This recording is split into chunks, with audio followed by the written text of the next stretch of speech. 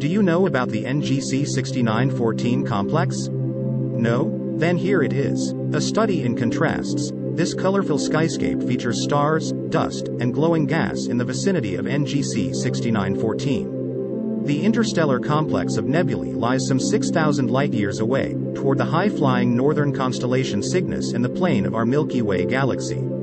Obscuring interstellar dust clouds appear in silhouette while reddish hydrogen emission nebulae, along with the dusty blue reflection nebulae, fill the cosmic canvas.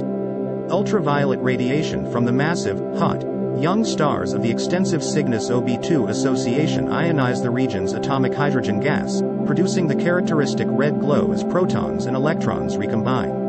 Embedded Cygnus OB2 stars also provide the blue starlight strongly reflected by the dust clouds.